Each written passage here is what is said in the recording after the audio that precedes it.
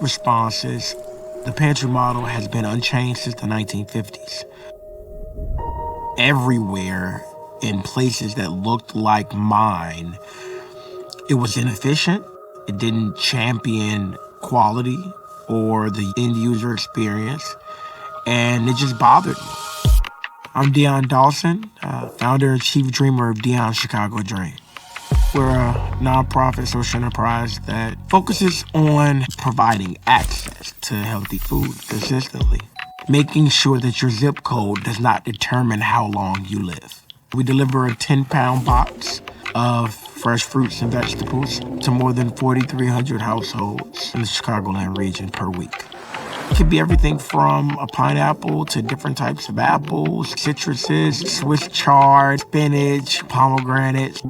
Since 2020, we've provided a little over 3.5 million pounds of fresh produce that we've purchased, packed, and delivered.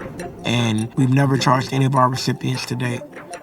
Our produce and our quality is top notch. We've never taken a single piece of donated produce. We purchase everything.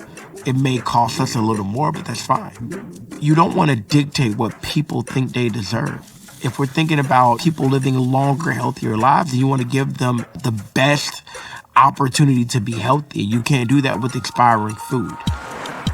One of the things that we wanted to do a little different is make sure that we're talking to people.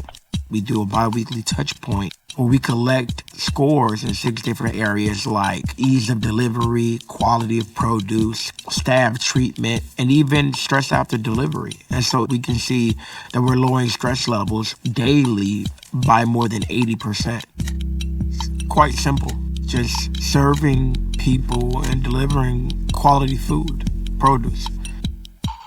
When this all started, I was working overnights at Amazon. I knew absolutely nothing. I didn't know any statistics. I'd never done nonprofit management or grant writing, none of it. That blind ignorance will get you way further when you just don't know what you're up against. On Juneteenth in 2020, a Gen Zer came up to me that I had grown up with and said, "Hey, what are you doing for Juneteenth?" And I had no idea. You know, I tried to kind of play along, but he said, "No, what are you doing?" And I just said, "I'm going to feed 100 families." I didn't think about it. I don't know where it came from. And from there, it was 2 GoFundMe campaigns later and buying 800 pounds of food and bagging chicken leg quarters at 4 in the morning. What started as someone challenging me to do something for the community for Juneteenth turned into a day and an event that made me feel like I had never felt before. And wanting to chase that feeling of not having to convince myself that I wasn't the problem, or not having to convince myself that something was good, but just feeling good. From there, it was on. It just lit a fire in me. We're up to 48 employees, about 15 vehicles. We're opening up a 20,000 square foot location later this year. We've grown in an environment where growth has been difficult. The average Black-led nonprofit never makes it to $1 million in revenue. We did it in 18 months. As a company, we've never been in the red. It's a social enterprise nonprofit that is still a business. Early on, it was really about individual donors and grants. And then over the years, we've tried to continue to figure out how to diversify the revenue so that we can be sustainable. We've never missed a payroll. We've never lost an employee. We've never had a volunteer. I just think that if someone does a job, they should get paid for it. It's a commitment back to people. Without a wealth building vehicle attached to whatever social impact work you're doing, then you're just perpetuating the circumstances that you're trying to fight. You can still do good business and do good by people. And you don't have to build like everyone else.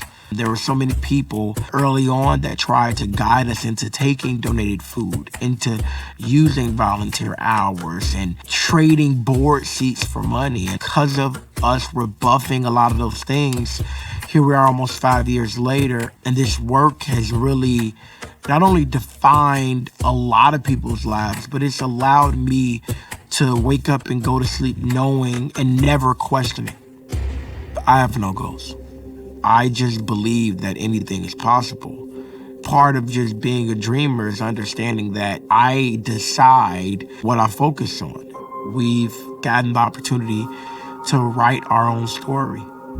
It's really about joy, happiness, being okay, knowing that you gave everything you had. All of these are things that are important and we don't champion them enough. It's always about reminding each other what difficult is. A difficult day as the chief dreamer of Dion's Chicago Dream pales in comparison to the worst I've ever had as Dion Dawson. You evolve, you learn. This is the first time in my life where I can honestly say I've never stopped learning. Every single day, I learn.